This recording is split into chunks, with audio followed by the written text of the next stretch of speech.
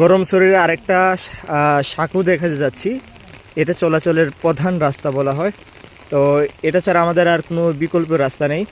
দেখেন এই যে সাঁকোটা, এটা কাঠের তৈরি। তো সবেমাত্র বৃষ্টি থামলো।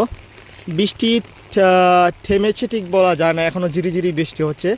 তাও এই সাঁকোটির এই অবস্থা, কখন যে কোনো সময় সাঁকোটি পানির স্রোতে ভেসে যেতে পারে। তো খুবই অবস্থা খুবই খারাপ, চলাচল করতে খুবই কষ্ট হচ্ছে। আমিও খুব সাবধানে যাচ্ছি।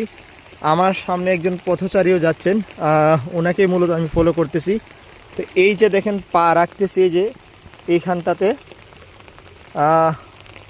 যে কোনো সময় পড়ে যাওয়ার সম্ভাবনা আছে না, আমি খুব সাবধানে আছি।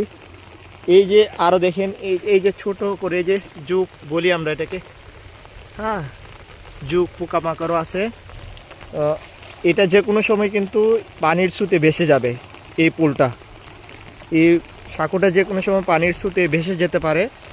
তো এখানে বেশি সময় দাঁড়ায় থাকা উচিত হবে না।